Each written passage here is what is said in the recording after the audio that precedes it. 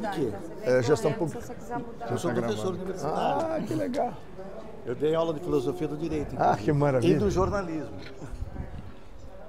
Vamos lá, tu só agradece, pede para sentar e vai lá.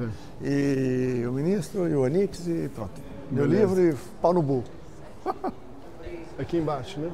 Aqui embaixo, nada lá em cima, tudo aqui. Pode tirar, não, tudo aqui embaixo. Colocar a mesa aqui embaixo então. Isso. Então vou ter que ligar aqui essas luzes para... Não, tá tudo de boa. É para iluminar melhor o rosto. Mas tu liga depois. Vai.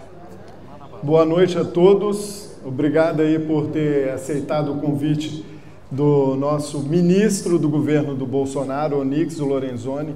Lançamos o seu livro aqui em Lisboa, com muita satisfação que eu venho aqui para poder falar para vocês. O livro é muito interessante porque vai fazer a caminhada do Bolsonaro e o Onix do lado dele. Isso é muito importante para vocês saberem. O Onix, então, ele vai fazer uma palestra para a gente, uma apresentação do que é o livro, alguma coisa nesse sentido. E aí, depois, ele vai ter uma sessão de autógrafos ali. Quem já tiver adquirido o livro, fica à vontade, tá bom? Onix. Cadê o Marcelo. Bispo Marcelo? Ah, o Marcelo. Marcelo. Então, o Bispo Marcelo faz uma oração, né? O Bispo, ele vai fazer uma oração para a gente, tá? Então, muito obrigado pela presença de todos. Boa noite a todos, obrigado pela presença. É um prazer abrir aqui a casa do nosso amigo, recebê-lo como cristão também, todo o trabalho, todo o serviço que ele fez em prol do Brasil. Como é o primeiro nome do Matias, que está aqui, que é o pai da Rita? Eu queria convidar Manuel. a fazermos uma oração. Tá. Se vocês pudessem E essa senhora, por favor. ela é do Vamos pedir Chega, a aquela Deus lá do que marido dela.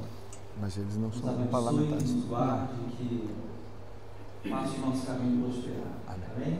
Então vamos lá. Pai amado, nós te agradecemos por tudo que o Senhor tem feito em nossas vidas, te agradecemos por este momento, colocamos a vida do teu servo, Onix Lorenzoni, diante da tua presença, pedindo que o Senhor o abençoe cada dia mais, que o Senhor faça tudo que Ele colocar nas mãos prosperar. Nós sabemos que não é fácil lutar contra muitas coisas que ele tem enfrentado, divergências, resistências, e nós estamos implantando uma cultura do reino, uma cultura correta, em prol da família. Pai, que esses valores que nasceram no teu coração, cada dia mais possa vir à tona, Senhor, na vida do Onix e também naqueles que estão aqui presentes. Peço que a tua bênção, a tua proteção se estenda a todas as famílias aqui representadas, aos filhos, aos casados, fortaleça cada dia mais. E eu te peço, muito obrigado por tudo, em nome de Jesus. Amém. Amém. Ô, Onix, eu queria só fazer um agradecimento especial aqui pela presença do pai da Rita Matias, Manuel. Muito obrigado. Que representa o Chega. Representando o Chega. Também tem aqui a Lúcia e o marido dela, o Henrique, que representa o deputado Gabriel Mittar. Tá, e se eu estou esquecendo de mais alguém, me desculpe, que eu cheguei na correria e não vi. Bom, boa noite a todos, né? Estou muito feliz de estar aqui em Lisboa para poder conversar sobre o despertar de uma nação, que é o que aconteceu no Brasil. Durante décadas, nós conhecemos a prevalência da esquerda no Brasil, como, por exemplo, nós temos aqui em Portugal. E eu quero lembrar um texto de Olavo de Carvalho que dizia, 9 anos antes de Bolsonaro chegar à presidência, um dia alguém irá disputar a presidência do Brasil e se assumir, olha isso, de verdade, os princípios conservadores, ele será eleito com relativa facilidade. 9 anos antes. E O que eu quero trazer para vocês, além da história de uma vitória sobre o sistema que se estabeleceu no Brasil, eu quero também falar um pouco de presente e de futuro, do que nós estamos enfrentando. O Manuel Matias, o Mitar, o pessoal do Chega aqui de Portugal, a gente tem conversado muito, ainda hoje de manhã conversei com o Ricardo, nós estamos trabalhando fortemente para nos unir a todos. O Chega em Portugal, o Vox na Espanha, o pessoal francês lá da Marine Le Pen, o pessoal da Meloni. Eu inclusive comentava com alguns que agora dia 28 eu vou ter a oportunidade de almoçar com o presidente do Força Itália. O Bolsonaro e o Eduardo, que é quem lidera a diretoria internacional da qual eu ajudo a trabalhar aqui na Europa, conversaram com o presidente húngaro, eles também vão estar presentes, e nós vamos também tentar conversar com o pessoal da Suíça para ver se nós conseguimos também fazer com que eles estejam na fundação do que nós chamamos de Aliança pela Liberdade. Será então uma instituição que vai organizar os partidos conservadores da Europa, os partidos conservadores da América Latina, então, claro, os da América do Sul, no Brasil, na Argentina, no Uruguai, no Paraguai, na Colômbia, no Peru, no Chile, alguns países centro-americanos e também o Partido Republicano, onde o Eduardo Bolsonaro esteve algumas semanas atrás e já também garantiu a presença lá no Brasil. Nós estamos buscando a data comum para que todos possam lá estar e a gente quer começar a agir organizadamente. Eu estou de propósito começando com isso, porque ao longo da minha apresentação, vocês vão se dar conta de que não se trata apenas de uma figura como Jair Bolsonaro, muito menos de mim, ou muito menos de um governo. Se trata, sim, de uma disputa sobre o modelo de civilização. Muitos de vocês aqui já ouviram falar da nova Rota da Seda. A maioria das pessoas acha que a nova Rota da Seda é um processo de dominação econômica. Não é. É um processo de dominação civilizacional. Ou seja, vai haver 30 ou 40 anos à frente um conflito entre a civilização oriental e ocidental. A minha pergunta, se fosse hoje, quem que ia nos representar? A turma do Todes? Não é para brincar, não. Aqui os dois que representam o deputado Mitar ouviram a palestra da Maria Helena, uma mãe portuguesa que luta contra a ideologia do gênero. Por que quando caiu o Muro de Berlim e o Império Soviético, depois de 60 anos de comunismo, desaba, porque a única coisa que eles produziram melhor que o mundo ocidental foi batata inglesa, os fogões explodiam, as geladeiras pifavam, os carros quebravam e os aviões caíam. Esse foi o resultado do comunismo. No final dos anos 80, são obrigados a uma glasnost, são obrigados a sair fora disso.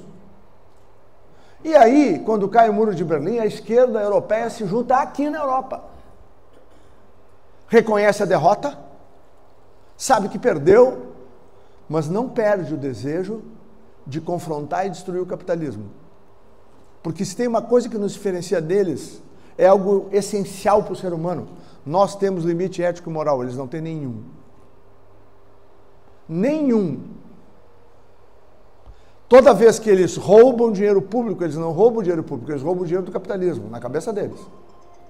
É por isso que no Brasil, onde houveram escândalos terríveis de corrupção do presidente que está no poder, nunca houve a condenação interna. Eu falei com o irmão de Celso Daniel, o prefeito que foi assassinado. Sabe por quê? Enquanto ele roubava para causa, ou ele permitia, perdão, ele não roubou, nunca ele roubou, tem que ser justo com ele. Enquanto ele permitia que roubassem e ele achava que era para causa, estava eticamente explicado. Quando ele descobriu que os assessores dele estavam enriquecendo e que parte dos líderes do PT de então, porque ele seria o ministro da Fazenda do Lula no primeiro mandato. Só para a gente saber que era Celso Daniel, o prefeito que foi morto com requintes de crueldade, porque ele ameaçou delatar o que estava acontecendo. Ele tinha sacos de dinheiro no apartamento dele. Eu perguntei para o irmão dele, médico, mas eu tenho um irmão que era uma pessoa que todo mundo dizia que era séria, todo mundo dizia que ele era um homem correto. Por que ele entrou nessa? Onix, porque ele achava que era para causa. Então o limite ético e moral deles é flexível. Essa é a grande diferença deles para nós. E é por isso que a luta é tão desigual. E tinha um italianinho, lá na década de 30, meu parente por fato de ser italiano, não por ser parente, claro, óbvio, chamado Antônio Gramsci, preso por Benito Mussolini. Gramsci cria a tomada do poder por dentro. Eles aplicaram isso no Brasil com perfeição. E em parte na Europa também. Ou aqui, a imprensa europeia, a imprensa portuguesa, ela é uma imprensa equilibrada. A espanhola também? A italiana também? Não. A tomada do poder por dentro e a guerra cultural que se segue aos princípios de Gramsci foram aplicados na Europa, foram aplicados na América, e teve um sujeito, um judeu americano chamado Saul Alinsky, que nos anos 70, 80 e 90 aplicou nos Estados Unidos. Ele era o ghostwriter de Bill Clinton. A Michelle Obama adorava ele. Resultado do trabalho desse judeu americano é que das 10 principais universidades americanas hoje, de 35% a 40% dos professores se autoproclama como dino, comunista. No país da liberdade. No país onde nasce o capitalismo no mundo. Então a gente não está numa brincadeira. E eu vou voltar na Maria Helena, antes de entrar aqui. Na palestra que ela fez, ela perguntou quanto tempo os nossos filhos ficam numa sala de aula. Aqui em Portugal varia de 6 a 8 horas, dependendo da escola e da fase etária da criança. No Brasil é menos, de 4 a 5. Depois tem mais 1 ou 2 horas de atividades extracurriculares, esporte, balé, xadrez, o que for da criança fazer. E depois a gente libera 1 ou 2 horas de rede social. Só lembra do TikTok para mim não esquecer de falar dele no fim, que é um terror. O que acontece? São, em média, aqui, as crianças daqui ficam 10 horas por dia. 5 dias por semana são 50 horas.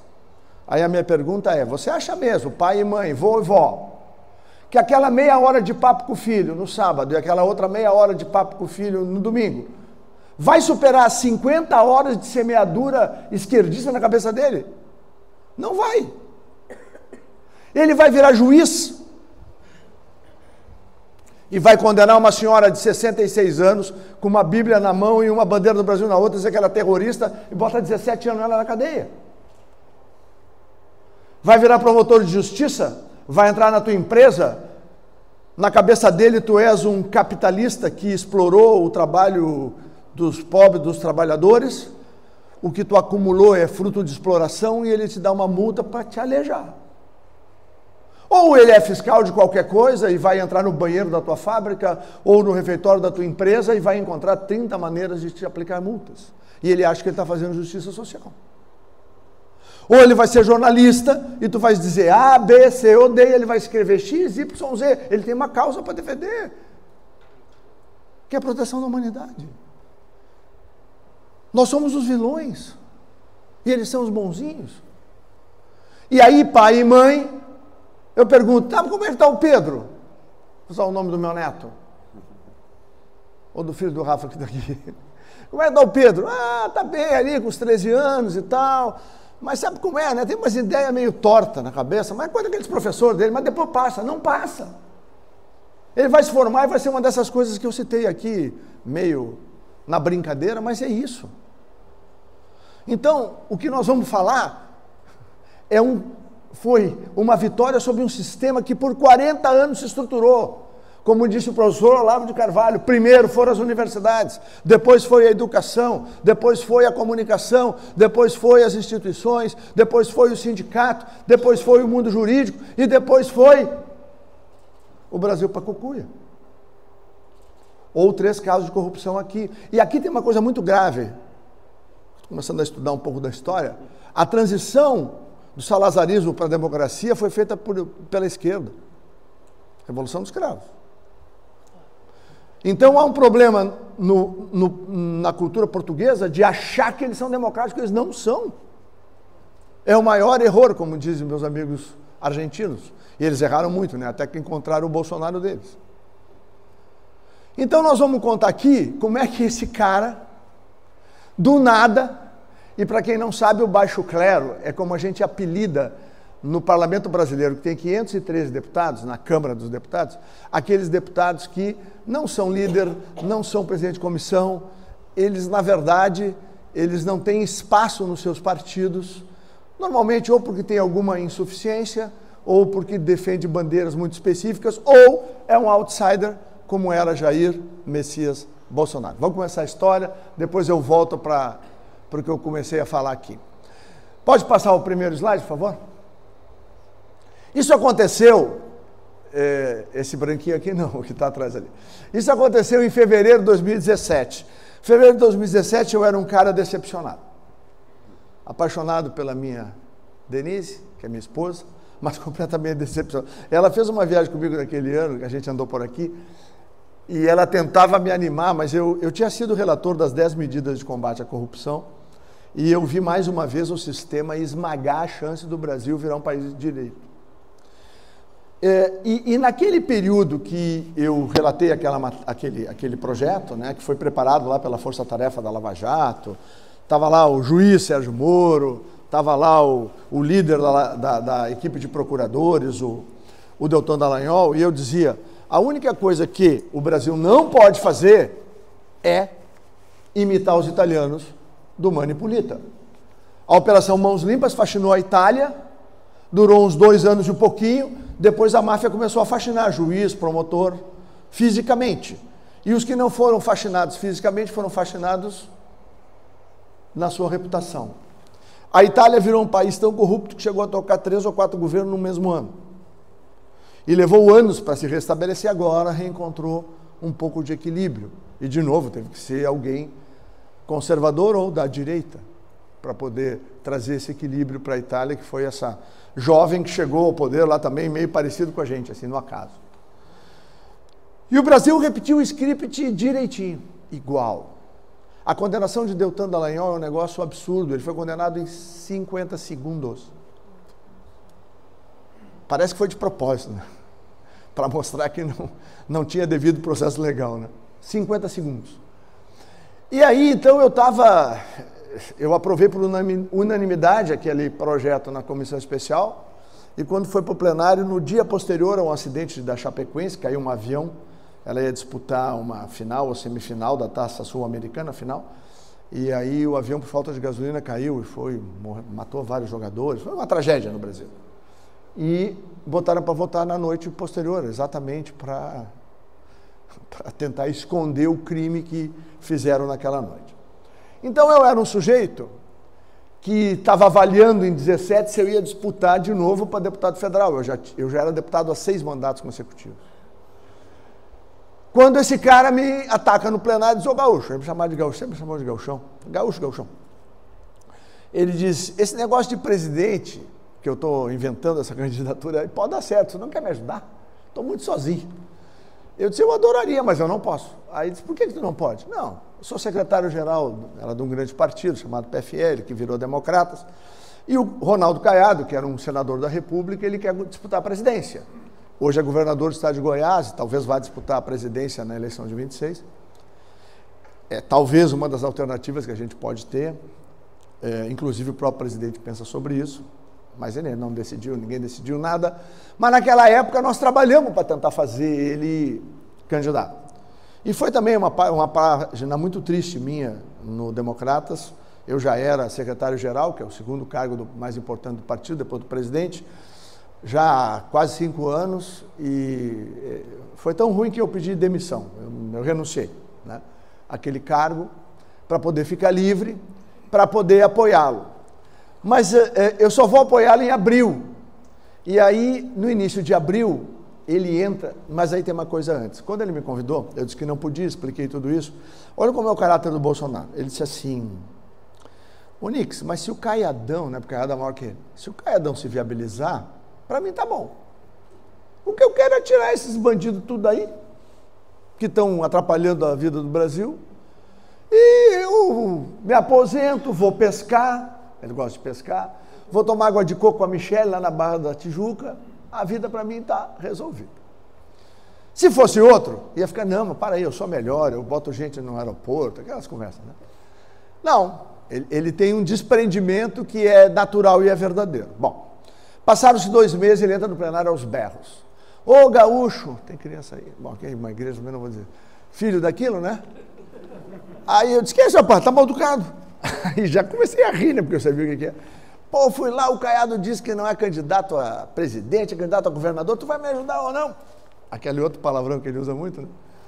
Aí eu olhei para a cara dele e disse, claro que vou. Aí ele abriu um sorrisão e disse, então vamos lá para o meu gabinete. Vamos. Aí nós fomos para lá e começou toda a história. Próximo.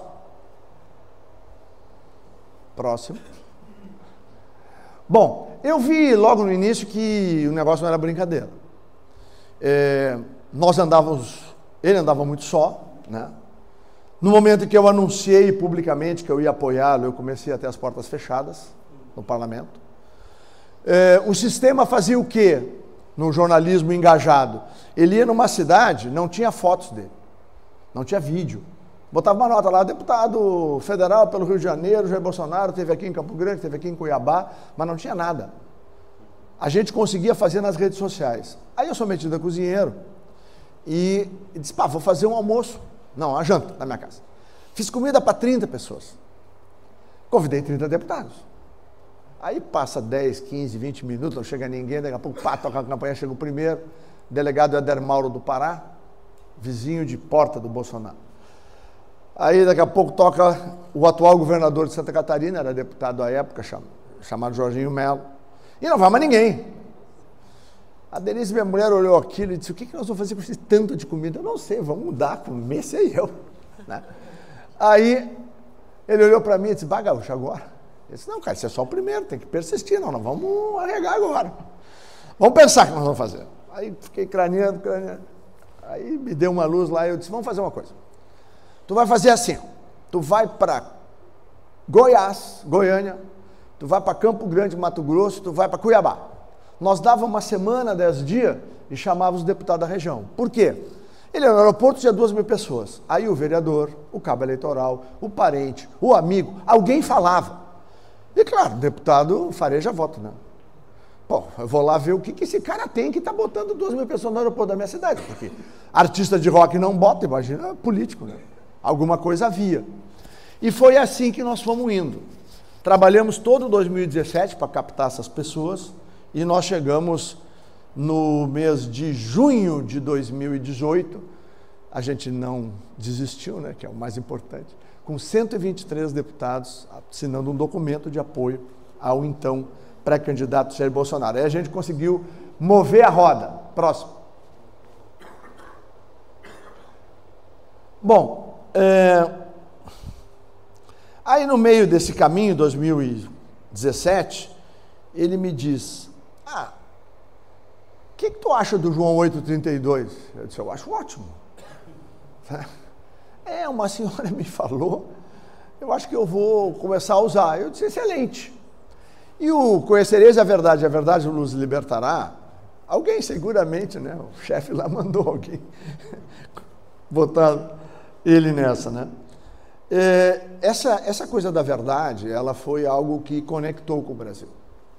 Porque ele carrega isso de verdade, né? Ele é um cara verdadeiro, ele não enrola, ele não mente, ele é direto, é francão, né? Às vezes é duro até nisso, mas a verdade ele carrega com ele.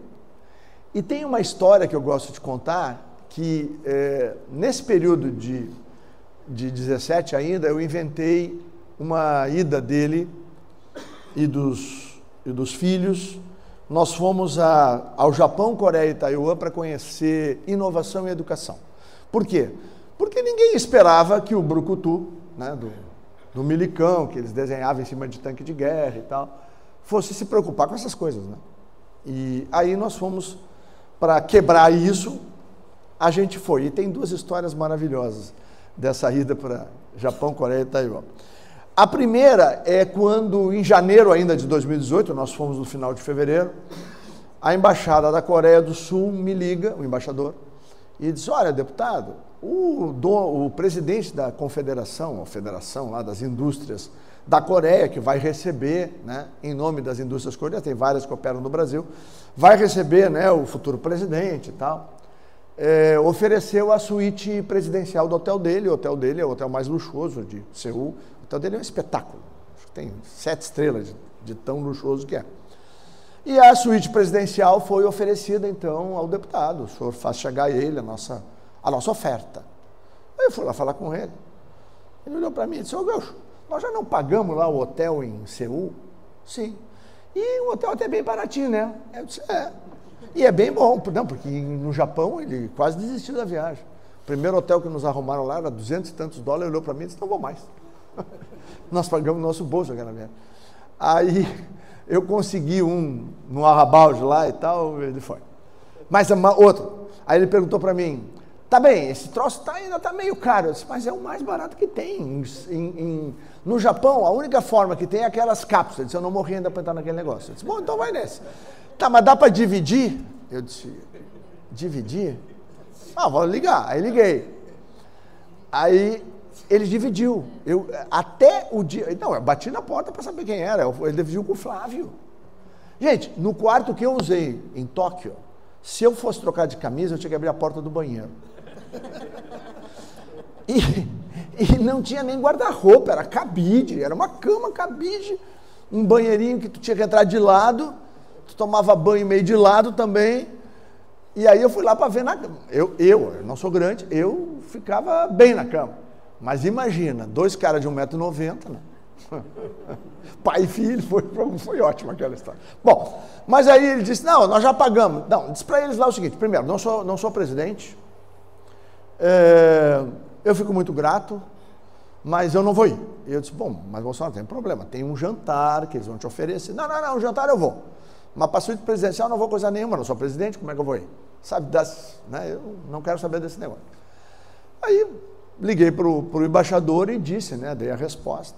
E foi muito legal, porque a repercussão no governo coreano foi espetacular, porque nunca nenhuma autoridade política estrangeira oferecida a suíte negou. Ele foi o primeiro e único que negou ir para a tal da suíte presidencial lá na Coreia. E essa coisa de ir para quartel, de ir para hotel barato, isso ele fazia porque ele dizia, nós temos que ter cuidado com o dinheiro do contribuinte, né? Temos que ter cuidado com o dinheiro do povo. E aonde está o negócio da verdade? Agora eu vou dar uma de veterinária aqui. Nós fomos numa escola de 1º grau de Seul, era na faixa, era assim, equivaleria, ao nosso ensino fundamental. Bom, tu entra na aula, lousa digital, as crianças tudo com iPad nas cadeirinhas, um negócio espetacular. E aí, nós estamos num canto, nós quem, né? Flávio, Eduardo, Carlos, eu, nós estamos ouvindo o técnico lá do Ministério da Educação da Coreia nos explicando funcionamento, blá, blá, blá, blá. Daqui a pouco tem um tendel no meio da sala. Eu olho, está o Bolsonaro literalmente sentado no chão, com uns 8 coreaninhos em cima dele. Não, 8! Aí eu cutuquei o Duda assim, o Eduardo. Eu disse, Duda, teu pai vai ser presidente. Da onde que tu está tirando isso, cara? Teu pai vai ser presidente. Olha aquilo ali. Teu pai não fala a palavra de coreano, muito menos de inglês. Essas crianças não têm a menor ideia quem ele é. Sabe que é um brasileiro, porque falaram para ele em coreano que um brasileiro ia entrar lá. O que elas enxergaram nele, Dudu? Enxergaram nele um coração bom. Enxergaram nele alguém que podia ser confiável. Onde é que está o veterinário nessa história? Quem tem cachorro aí, levanta a mão. Tá bom. Se entrar alguém na casa de vocês e o cachorro não gostar, e o filho pequeno de vocês disparar, abre o olho. Abre o olho que o cara não presta. Homem, mulher, pode ter certeza. Por quê? As crianças, e aí eu vou ter que igualar com... Eu sou apaixonado por cachorro. Eu nasci dentro de uma clínica veterinária, né? Eu sou filho de veterinário e pai de veterinário.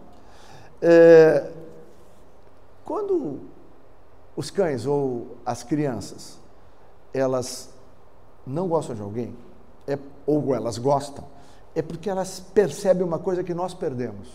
Essa coisa do instinto de ver a alma, de ver o coração. E aqueles coroninhos nunca me saíram da cabeça. Porque não fazia nenhum sentido. O Duda disse, tá, mas o que isso significa? Eu disse, Duda, por que eles não estão aqui com a gente? Eu tenho 7 filhos, cara. Eu sei lidar com criança. Mas eles estão lá com ele. Então, isso dos coreaninhos e a questão da verdade foi o que foi conectando ele com as pessoas.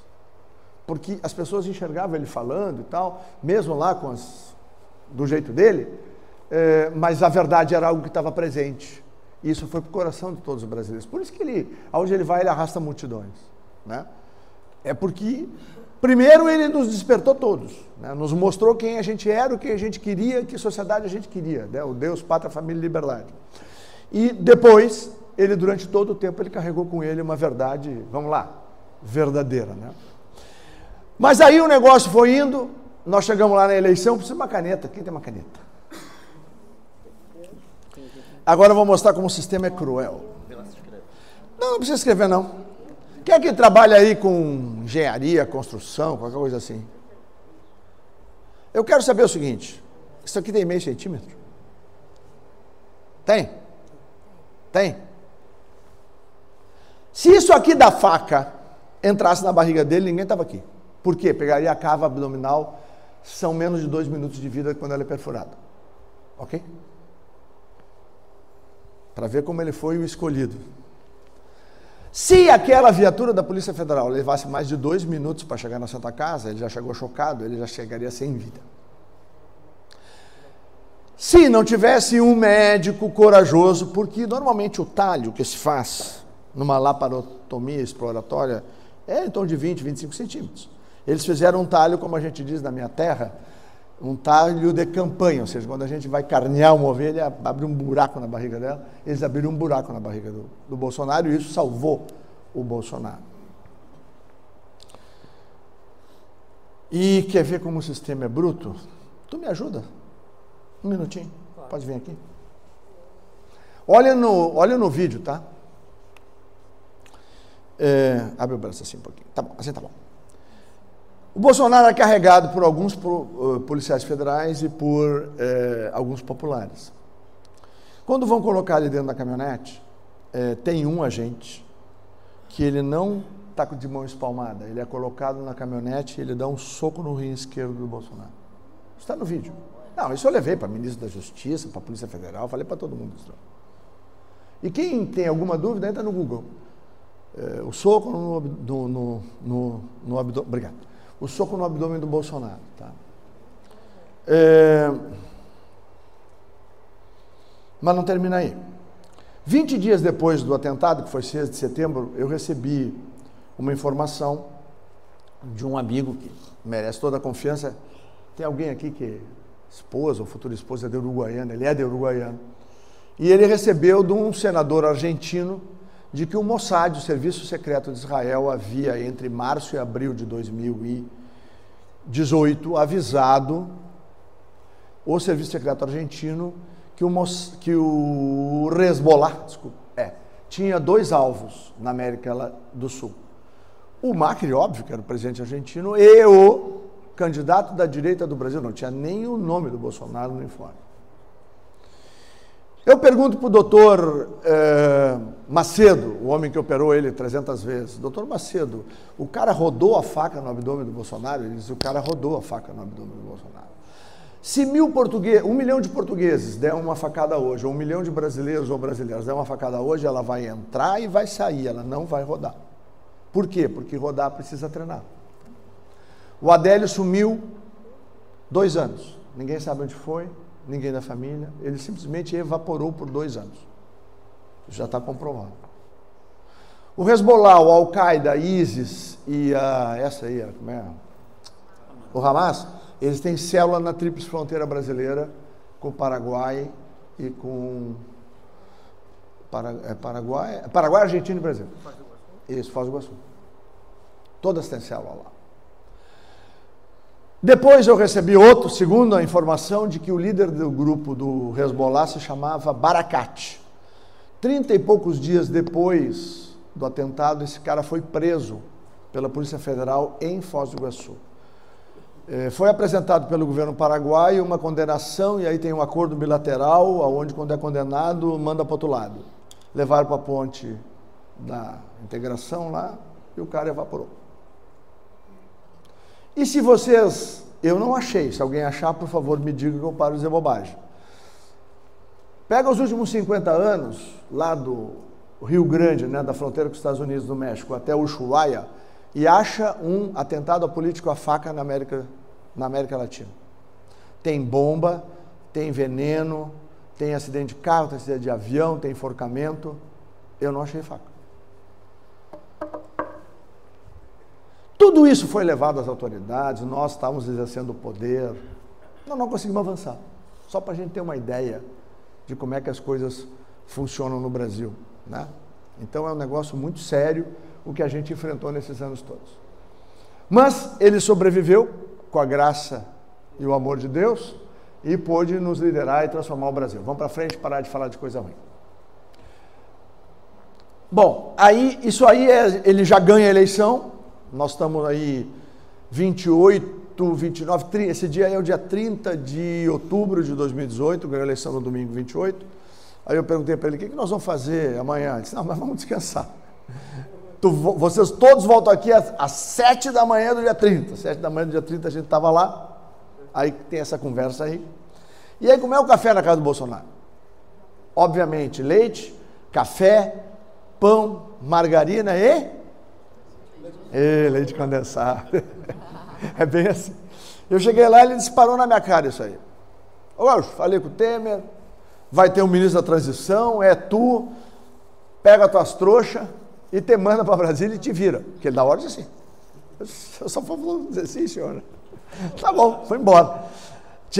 Eu não assisti a minha vitória como deputado federal naquela eleição, porque a gente votou de manhã, eu votei no Rio Grande do Sul, a Denise votou em Brasília, e a gente foi se encontrar no Rio. E de lá nós não saímos, até esse dia aí que a gente voltou, nós ficamos do lado dele o tempo todo no segundo turno. Bom, aí, com 15 dias de organizar o governo, eu reuni a imprensa brasileira, que ia lá no CCBB, e disse, não, pelo amor de Deus, nos dá 15 dias de folga. Vamos fazer um acordo aqui. Qualquer pessoa que entrava lá, a primeira vida era devassada. Se ela tivesse uma peninha, aquela peninha virava uma bomba atômica. E se ela não tivesse nada, eles inventavam alguma coisa. Era um negócio cruel com as pessoas.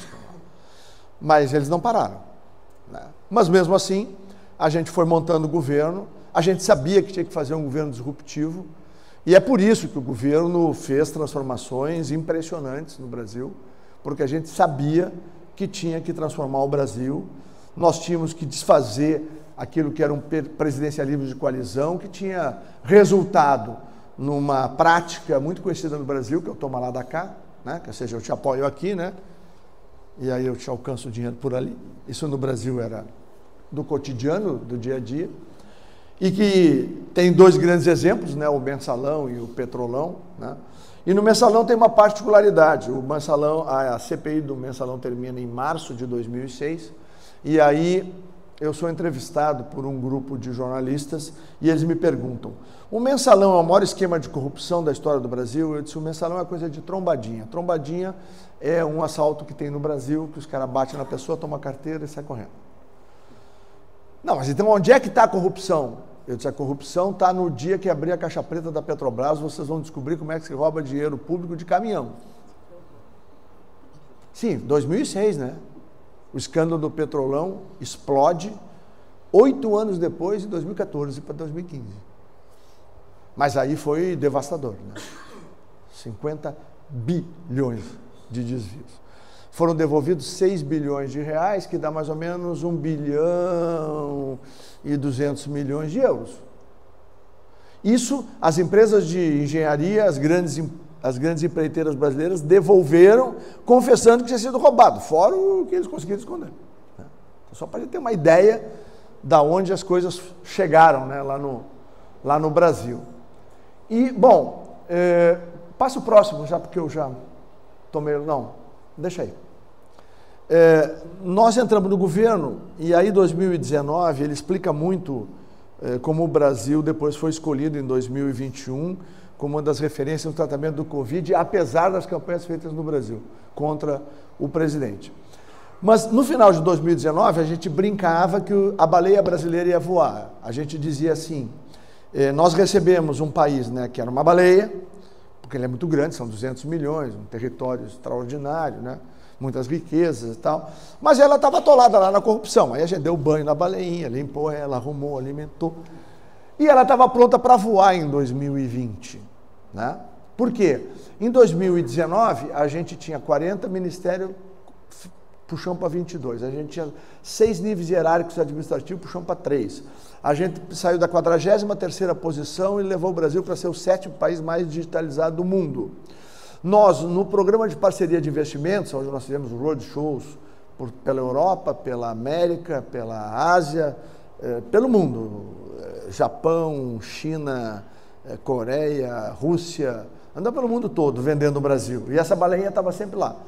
Por quê? Porque nós demos segurança jurídica e naquele ano arrecadamos 350 bilhões de reais, né, de investimentos. Este ano, para vocês verem o tamanho do que a gente captou em 2019, este ano o Brasil teve 70 bilhões de reais aplicados em infraestrutura pública com dinheiro privado. O ano que vem serão 80, que foram captados lá em 2019, que a pandemia atrasou a aplicação. Então o Brasil estava literalmente preparado com reforma de previdência, com lei de liberdade econômica. Hoje no Brasil tem 700 atividades que um brasileiro em qualquer canto do Brasil ele começa a trabalhar sem pedir licença para ninguém.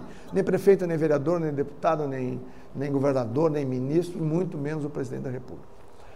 Então isso é uma coisa que está se espalhando por vários países, exatamente porque ela abre uma perspectiva de liberdade de ação para as pessoas e de respeito do Estado em relação a isso. O Brasil aí avançou na regulamentação para acessar a OCDE, que é a Organização, né, para a Cooperação e Desenvolvimento Econômico, os 36 melhores países do mundo. E o Brasil, em 3 anos, eu coloquei um núcleo dentro da Casa Civil para cuidar disso. Em 3 anos, o Brasil saiu da condição de mero aspirante a ser oficialmente convidado, porque foi o país que mais acumulou acreditações. Precisa de 234, o Brasil já está com 160 e alguma coisa, né? Mas agora parou com tudo, né? Porque o PT não quer que o Brasil se iguale aos países mais ricos do mundo. O PT quer a dependência, quer a pobreza, quer aquelas coisas que a gente sabe. Então, a baleinha estava pronta para voar. É por isso que Lula, em 2020, ele diz a seguinte frase: ainda bem que essa pandemia veio. Por quê? Porque a nossa previsão era crescer 7% ao ano. Se o Brasil cresce 2 ou 3 anos a 5 a 7% ao ano, nunca mais a esquerda volta para o Brasil, porque o impacto na vida das pessoas seria extraordinário, né? Ele sabia o que ia vir para ele, por isso que ele saudou a doença, né? Próximo. Mais um? Mais um? Tem mais um. Aí vem o Covid, né? E nós, quando fizemos o plano de governo, que era o caminho para a prosperidade, ele tinha 3 grandes pilares. O primeiro era constitucional, e o presidente Bolsonaro foi um presidente que, apesar de ser tão atacado, ele nunca saiu 1 milímetro do que ele chamava das 4 linhas, né, da Constituição brasileira. Quem fez isso foram outras áreas institucionais brasileiras, mas não foi o presidente do Brasil. Depois, era eficiente, e o governo Bolsonaro foi o governo mais eficiente, tanto que nós reduzimos em 2020 os impostos, e em 2021 também, por causa, né, da guerra da Ucrânia, o impacto que isso teve no custo dos combustíveis, e nós provamos a velha tese liberal, né, de que se tu baixa imposto, aumenta a arrecadação. Nós, no Brasil, nunca arrecadou do jeito que arrecadou, cortando os impostos pela metade, né? Então, isso mostra a visão liberal que nós aplicamos à macroeconomia brasileira e os resultados que o Brasil obteve, principalmente em 2021. Né? Do G20, foi o país que melhor se recuperou. Na saúde, foi o país que melhor, segundo a OMS, era a referência do tratamento do Covid. O Brasil tinha, quando nós chegamos ao poder, tinha, acho que eram 35 ou 36 mil UTIs. no final de 19 tinha 40 e no final de 20 tinha 43 mil UTIs, ou seja, nunca se fez tanta UTI no Brasil quanto naquele período, né? E isso é quando ele me liga dia 2 de abril e fala do auxílio emergencial. Nós fomos o único país do mundo que, graças a uma equipe técnica maravilhosa que eu tinha comigo, nós criamos o auxílio emergencial no Brasil, que atendeu 68 milhões de famílias. Nós as encontramos no aplicativo de celular, apostamos na digitalização do Brasil e encontramos 68 milhões de famílias em 40 dias, das quais 26 milhões nunca nenhum governo sabia que as pessoas existiam. E nós bancarizamos todo mundo. Foi realmente um trabalho espetacular e que ajudou a gente a superar. O outro dado importante, aí em 21, ligado ao Covid, em fevereiro de 21, o Brasil era 0 vacinas, graças a um general chamado Eduardo Pazuello, que eu não canso de elogiar. Ele montou um programa, encontrou 500 milhões de doses de vacina no mundo, quando os países não conseguiam as vacinas. O Brasil comprou sem 1 centavo de superfaturamento. 1 centavo, sem um caso de corrupção. E o Brasil, em outubro de 2020, era o país do mundo que mais havia vacinado sem quebrar o livre-arbítrio, sem entrar na liberdade das pessoas, o governo federal disponibilizando e dizendo, quem quer, faz. Quem obrigou no Brasil foi a justiça, foram os governadores, foram os prefeitos, não foi o governo federal. O governo federal colocou à disposição para o que tínhamos à época, para que pudesse ser enfrentado. O Brasil, em novembro de 2021, tinha a melhor cobertura de todo mundo, né? Inclusive, isso que o Brasil só produziu um pouco daquela vacina da AstraZeneca e produziu muita vacina lá em São Paulo, no Butantan, com a China, né? A tal da Coronavac, que era vírus morto atenuado, né? Bom, mas o fato é de que a gente conseguiu superar e mostramos que o constitucional, o eficiente e o fraterno, eles se apresentaram ao longo de todo o governo. Próximo. Aqui eu preciso de uma ajudinha. Ana, vem cá, filha. Me ajuda só um pouquinho. Quem tem 1,80 m aí? 1,85 m? Vem. Aqui agora precisa um efeito de demonstração. Não, tu fica aqui da esquerdinha. Como é teu nome? Vem. Aninha. A Aninha tem 12 anos, né? Essa linda menina. Mas eu e a Aninha vamos nos ajoelhar. Vem, Aninha, vem. Quando eu conheci a Aninha estava assim, ó. Pegava na minha mão, pegava na mãozinha aquela coisinha ali. Agora está maior que eu. Bom, a Ana tem 6 para 7, desse tamanho que ela está aqui. Certo? Nós, de direita, conservadores no Brasil, somos a Ana. Tem base enfrentá-lo? Esse esquerdista aqui. Não é, eu sei, tá só de é só de brincadeira, né? Só zoando. Mas olha só. São 40 anos. Obrigado, Ana. Obrigadão. Nosso esquerdista favorito. É isso, sabe? Me pergunto, o que aconteceu no Brasil? O sistema se reorganizou. Cometemos erros? Sim, claro. Mas a gente tem uma péssima notícia para eles. Durante anos, eles nos disseram que eles eram a maioria. Não são mais. A maioria somos nós. Aí alguém vai me dizer aqui, tá bom.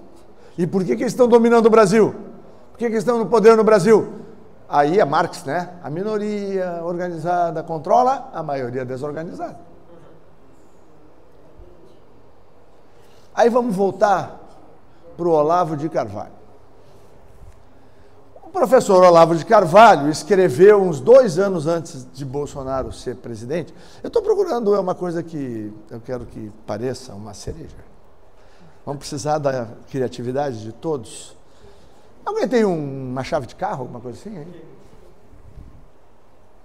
Ótimo. Vamos lá. Pensem, isso aqui é uma cereja, ok? Ali, vermelhinha, com o cabinho dela, tá bom? Então vamos lá. Agora eu preciso do bolo. Me empresta a bolsa. Obrigado. O professor Olavo de Carvalho escreveu... Isso aqui é um bolo, tá, gente? Não é uma bolsa. O professor Olavo de Carvalho escreveu o seguinte. Primeiro, eles tomaram as universidades, aquilo que eu falei, né? Depois o sindicato, depois o judiciário, depois. E só em 2002 eles botaram a cereja em cima do bolo. Ele escreveu em 2016. Vocês acham mesmo que se a gente pegar a cereja, que é a presidência, o bolo vem junto? Não, né? E não veio. Acho que é a chave do carro, daqui a pouco atrapalha a tua vida. Não veio, óbvio. E nós também não tínhamos como grupo político, um ou outro sim, mas como grupo nós não tínhamos isso na nossa cabeça. E como o nosso governo tinha uma participação muito grande de militares, também os militares de hoje, mais modernos, como eles usam a nomenclatura militar, são muito diferentes dos antigos. 24 anos de Fernando Henrique e PT, gente, faz um estrago em qualquer estrutura. E fez nas Forças Armadas Brasileiras, lamentavelmente. Então, não havia consciência de que é uma guerra cultural. Ora, o que tem que ver esse negócio de que 35% a 40% dos professores das 10 maiores universidades americanas são comunistas? Claro que tem que ver. Está em dúvida? Vai para a Califórnia, vai para Los Angeles, vai para São Francisco.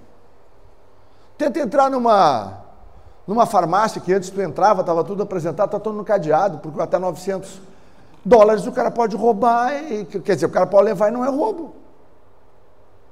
É a antítese da teoria do Rodolfo Giuliani, do Tolerância Zero, da janela quebrada. Tu quebrou uma janela, tu vê quem quebrou e pune quem quebrou, porque aí ele não vai roubar o carro, ele não vai botar a droga, aquelas coisas, tudo que a gente já sabe. Então é por isso que nós aqui, né? Por isso que eu comecei dizendo que vocês são tão importantes, que é muito mais do que apenas um homem extraordinário que cumpriu, na minha visão, uma missão, foi capacitado para ela, montou um time, que todos nós, em muitos momentos, fomos capacitados para isso. Em muitos momentos difíceis, eu vi, ninguém me contou, porque eu me ajoelhei com ele para pedir a Deus que nos desse a direção certa. Não foi uma, nem duas, foram dezenas de vezes. Então, todas as transformações que esse país sofreu e enfrentou e superou, elas tinham um propósito. E esse propósito era nos levantar. Há 7 anos atrás, nenhum de nós estaríamos aqui. Eu me lembro no dia 7 de outubro de 2021, eu subi com a Denise naquele caminhão atrás dele. Subiu a Michele, ele, a Denise e eu. Quando eu subi e olhei aquele 1 milhão e tantas mil pessoas na esplanada dos ministérios, eu confesso, como eu me emocionei agora, me lembrando de tudo, mas as minhas lágrimas pulavam. Eu jamais imaginei que no Brasil isso ia acontecer. Eu, em 93, era veterinário, fui para Davis, na Califórnia, fazer um curso de cirurgia ortopédica. Fiquei 6 meses lá e peguei uma eleição para mayor na cidade. E era um negócio admirável, porque todas as casas tinham lá uma bandeirinha americana, e tinha lá a bandeirinha do partido, o número e tal, tinha lá a identidade. Eu dizia, pô, quando é que o meu país vai ser assim? E aí eu me lembro de uma professora, que há 6 meses atrás eu encontrei no Vale do Caí, lá no Rio Grande do Sul, numa pequena cidade de colonização alemã, que nós gaúchos brincamos, que é São Sebastião do Alevanta, porque se chama, lá é São Sebastião do Caí, né? E aí essa professora com 27 anos de magistério disse para mim assim, ó, Onix, eu passei dos meus 27 anos de magistério, 20 divorciada no meu país. Mas divorciada mesmo, como todas as minhas colegas. Mas há 7 anos atrás, esse cara aí, né, tinha uma foto do Bolsonaro lá, esse cara aí fez eu me apaixonar pelo Brasil. E eu estou aqui hoje de verde e amarelo e vou para a aula, eu sou a única professora da minha escola, que eu vou de verde ou amarelo ou verde e amarelo. Todos os dias. Meus 25 alunos aprendem a valorizar o hino, a bandeira. Eu mostro para eles a história do nosso país. Eu quero que eles se apaixonem pelo Brasil como eu. Eu sei que eu sou uma formiguinha, mas eu estou lá fazendo a minha parte. Mesmo sendo ridicularizado pelas minhas colegas. Mas a minha parte eu estou fazendo. Passa o próximo. E eu comecei dizendo, vou terminar agora, já fui longe demais, que vocês são muito mais importantes do que toda a questão política brasileira, como aqui o Chega tem um papel importantíssimo para fazer aqui em Portugal, para trazer todos esses princípios e valores para o dia a dia e para a vida das pessoas, poder ter um governo que um dia aplique princípios macroeconômicos liberais e possam reduzir a burocracia, simplificar a vida, baixar o custo e poder fazer as empresas e as indústrias portuguesas poder competir mais e melhor, né, dentro do cenário europeu. Isso a gente fez e conseguiu fazer lá no Brasil. Mas eu fiquei aqui de falar sobre voltar para as crianças, voltar para as escolas, né? E eu só quero lembrar para vocês, antes de terminar, o porquê que a esquerda escolheu o meio ambiente, lá naquela reunião depois do Muro de Berlim, escolheu a restrição das liberdades individuais e coletivas, começa a pensar as coisas que foram feitas em Portugal, vocês vão achar, e a ideologia de gênero, ou aqui se chama ideologia do gênero.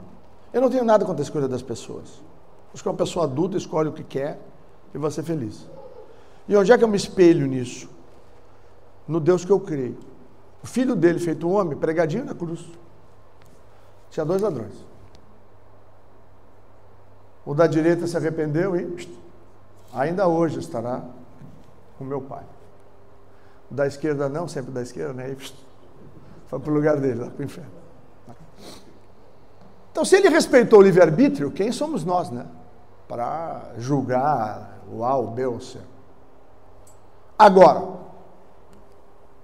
criança não. Criança é canalice.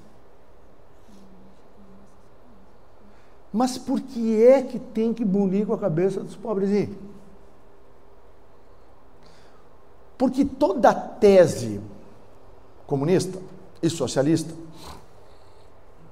ela tem na família o grande inimigo. Vocês são um casal. Então aqui tem a Cápila e tem o Rafael. 4.000 anos atrás, os dois moram numa caverna.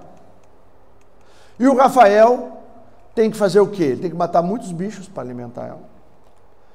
Ele tem que juntar algumas frutas. Ele tem que arrumar lenha para fazer fogo. Ele tem que arrumar uma fonte d'água. O Rafael acumula coisas. Então, a acumulação de capital começa na pré-história. E quem motiva a acumulação de capital? Ele sozinho não precisava disso, mas porque ele tem ela, ele precisa cuidar dela.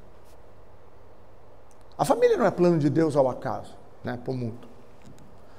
Esse é o problema. A tese comunista era, no final do século XIX e do século XX, quando nós armarmos os pobres, que eles já estão abandonando o conflito de classes, né? Os pobres armados vão matar os ricos. O laboratório era a Primeira Guerra Mundial. Os pobres austro-húngaros e os ricos austro-húngaros combatendo os inimigos. Assim como vice-versa. Por quê? Porque tem pertencimento. Quem dá pertencimento para a gente, meu querido Walter, é a família. Eu sou de Guaíba, eu sou de Lisboa, eu sou do Porto, eu sou do Portugal, eu sou de Brasília, sou do Brasil. Quem dá isso para a gente é a família. Então isso tem que ser quebrado. Porque se a criança é desconectada da sua relação familiar, se ela não se identifica mais, e o mais cruel de tudo é o seguinte, hoje o sistema de saúde, em alguns países já aos 12 anos, né, porque por trás disso tem a pedofilia, né? Não pode nunca esquecer disso. Né? E sugiro, quem não viu, assistir o Sound of Freedom, né? Eu acho que é imperdível. O que acontece? Eu vou até que subir aqui. Aí o Joãozinho começa a achar que ele não é mais Joãozinho. Aí vai indo, quer virar Maria.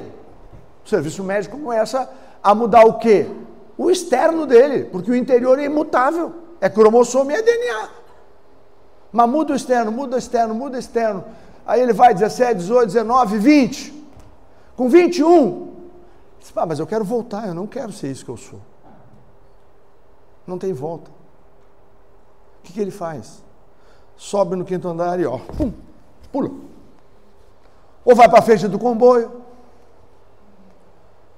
ou vai no metrô, ou vai no TikTok.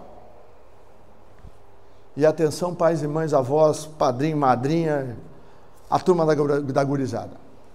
O TikTok é criminoso, o TikTok é chinês. A empresa lá tem outro nome, é a mesma empresa. Lá, o TikTok, com outro nome, faz a emulação dos valores da cultura oriental. E aqui no mundo ocidental, a cada 15 segundos, a cada 30 segundos, ele faz rodar aqueles filmetes. Produz dopamina. Dopamina vicia. A criança se foca naquilo, principalmente na pré-adolescência e na adolescência, e aí ela perde capacidade de ver um filme, perde capacidade de assistir uma aula, perde capacidade de ouvir o pai, ouvir a mãe, perde a capacidade de ler um livro. Ou seja, o que os chinesinhos estão fazendo com as nossas crianças? A imbecilização do mundo ocidental. E o algoritmo do TikTok é o melhor de todas as redes sociais. Quando ele descobre que a criança tem 11, 12, 13, 14 anos, ela bombardeia com sexualização e... A França proibiu. O país do Liberté, Fraternité, Humanité, proibiu. Porque se deu conta que isso é um instrumento de dominação. Então a gente tem uma guerra, vamos dizer assim, né? Que nós precisamos estar preparados, conhecer. A experiência no Brasil nos mostrou que é possível ter governo decente, ter um governo que não tem corrupção, tem um governo que tem o conceito. Eu participei de todas as reuniões dele, com os ministros. Ele sempre dizia, eu começava assim, eu agradeço a Deus pela minha segunda vida, volta e meia ele se emocionava, pela chance de viver de novo. Nós estamos aqui para cumprir uma missão e nós temos que servir o povo. Aquele 20 de abril de 2020, que fizeram um escarcéu, a Rede Globo passou em rede nacional, aquele negócio, agora vão destruir o Bolsonaro. O que era? Era ele dando murro na mesa, dizendo palavrão e xingando os ministros porque não podia prender mãe que levava a criança na beira da praia, não podia prender pai que estava trabalhando para botar comida na mesa, não podia prender idoso porque ia tomar sol. Ele estava errado? Claro que não. E o povo ama ele por quê? Porque viu a verdade e o presidente de verdade defendendo as pessoas. Simples assim. Então, eu quero terminar dizendo para todos vocês o seguinte. Aí alguém pode perguntar, mas o que fazer? Eu falo com meus amigos no Brasil, lá está muito difícil. Tá. Aí eu quero lembrar que eu fui com o Eduardo, nós estivemos aqui, fizemos uma belíssima reunião lá com a bancada do Chega, e fomos depois para Madrid. O Eduardo volta agora em janeiro, vai participar de um curso lá no Vox, no instituto que eles têm lá em Madrid. E provavelmente não, vai estar aqui, nós vamos estar juntos. Né? E nós estamos no Parlamento Espanhol, e o Parlamento Espanhol é belíssimo, né? Tem 400 anos, cheio de afrescos, quadros. E no meio é um anfiteatro, né? No meio daquele anfiteatro, nós estávamos assistindo e 2 jovens deputados do Vox estavam falando. E aí, daqui a pouco, eu olho para cima assim, eu disse, ô Eduardo, aquilo ali é bala, né? Ele olhou, é bala mesmo. Tá que negócio aquelas balas ali. Aí, em 81, teve um coronel de algo que seria uma guarda civil, vamos dizer esse nome. E ele juntou 100 homens, entrou lá, tentou dar um golpe de Estado. Tá? E meteu bala para mostrar que não estava brincando. Ele tocou a bala lá para cima, né? Hã? É isso? Tá, obrigado, salvou. E aí o que aconteceu? Aí são 213 ou 215, é um número ímpar, né? São 200 e alguma coisa deputados, e lá são os balcões, todos se jogaram para baixo, com exceção de 2. O líder do governo e um que era o presidente, que depois foi ser primeiro-ministro. Aí o líder do governo, depois que dominou a situação e tal, Por que o senhor não protegeu a sua vida? Não. A Espanha passou por um longo e tenebroso período. Nós agora temos a liberdade. Eu represento o primeiro governo democrático, legitimamente eleito. Eu estava pronto para entregar minha vida pela liberdade dos espanhóis. Lindo, né? Aí, o presente. Por que o senhor não protegeu a sua vida? Pensei nos meus filhos e pensei nos meus netos. O parlamento que eu tenho a honra de presidir é a última esperança do povo espanhol. Aqui é o lugar da liberdade. Portanto, se eu tivesse que morrer, eu morreria para os meus netos e meus filhos saber que eu morri para defender o bem mais precioso que tem para eles, que é a liberdade. São belíssimas as palavras. Talvez eu tenha errado uma ou duas frases. Mas o fato é que eles resistiram e persistiram. Eles não fizeram nada. Então, quando aqui ou lá no Brasil alguém sugerir que esquece o grupo de WhatsApp, isso é só incomodação, não. Continua. Ah, pô, em família está fazendo churrasquinho, não dá para falar de política. Dá sim. Pode tirar o filho ou a filha do mau caminho. Né? Ou seja, estas coisas que são simples de fazer, que não dói fazer. Né? Agora, a gente tem que lembrar de uma coisa. Né? O Brasil hoje tem uma maioria conservadora. O Brasil hoje tem a clareza de que a nossa bandeira jamais vai ser vermelha. Nós enfrentamos uma situação como subproduto de um sistema por longo tempo organizado, mas a boa notícia é que se a gente se organizar, se a gente persistir e se a gente resistir, o Brasil Verde e Amarelo já em 26 volta e bota o Brasil no trilho. Muito obrigado.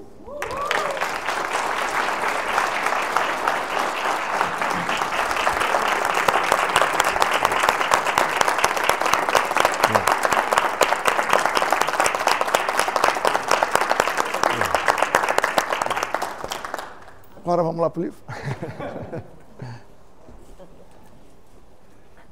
Tá aí.